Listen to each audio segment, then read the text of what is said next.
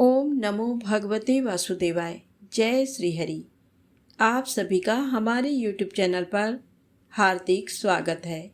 साल 2024 में अपरा एकादशी व्रत कब है? आइए जाने शुभ मुहूर्त, पारण समय, व्रत महत्व और पौराणिक कथा। जेठ महीने के कृष्ण पक्ष की एकादशी को अपरा एकादशी के नाम से जाना जाता है। इसे अचला एकादशी भी कहते हैं।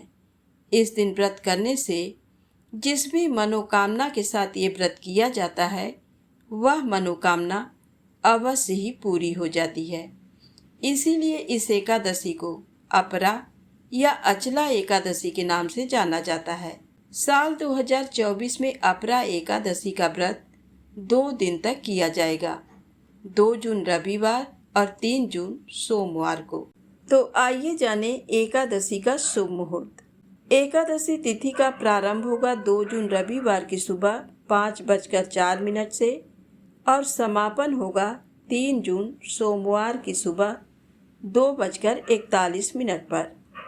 2 जून रविवार को सूर्योदय से लेकर पूरे दिन तक एकादशी तिथि है, लेकिन इसमें द्वादशी तिथि का मेल नहीं है। एकादशी का व्रत उस दिन ज़्यादा शुभ माना जाता है जिस दिन द्वादशी तिथि का एकादशी तिथि के साथ मेल हो रहा हो। इसीलिए इस बार अपरा एकादशी का व्रत 2 और 3 जून दोनों दिन रखा जाएगा। 2 जून को गृहस्थ लोग और 3 जून को वैष्णव या सन्यासी लोग एकादशी का व्रत करेंगे।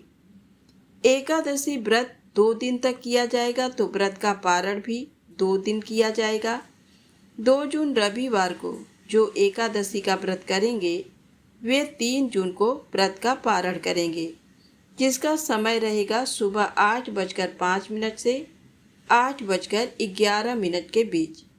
इस शुभ समय में आप अपने व्रत का पारण कर सकते हैं। जो लोग 3 जून को एकादशी का व्रत करेंगे वे 4 जून को इसका पारण करेंगे, जिसका समय रहेगा सुबह 5:12 से 8:11 के बीच। इस दिन द्वादशी तिथि सूर्योदय से पहले ही समाप्त हो जाएगी, तो आपको इसी शुभ समय में अपने व्रत का पारण कर लेना है। अब आइए जाने अपरा एकादशी व्रत की पौराणिक कथा। युधिष्ठिर कहने लगे कि हे भगवान, ज्येष्ठ कृष्ण एकादशी का क्या नाम है तथा उसका महात्म क्या है, सो कृपा कर कहिए।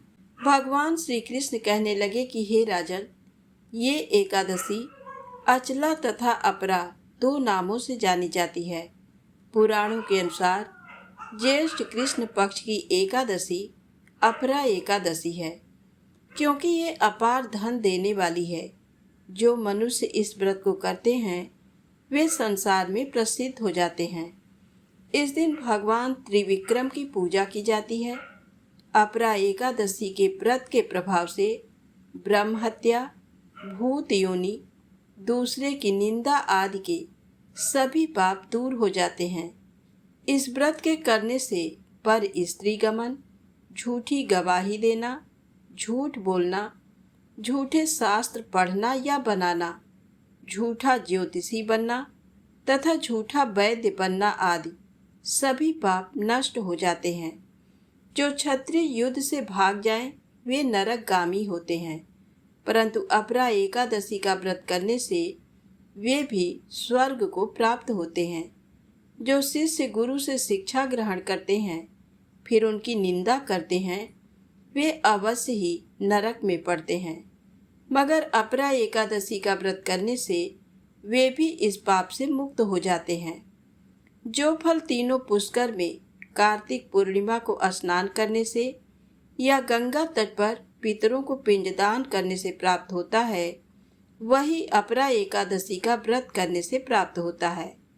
मकर के सूर्य में प्रयागराज के स्नान से, शिवरात्रि का व्रत करने से, सिंह राशि के बृहस्पति में गोमती नदी के स्नान से, कुंभ में केदारनाथ के दर्शन या बद्रीनाथ के दर्शन, सूर्य ग्रहण में कुरुक्षेत्र के स्नान से, स्वर्ण दान करने से अथवा अर्ध प्रसूता गौ दान से जो फल मिलता है वही फल अपरा एकादशी के व्रत से मिलता है।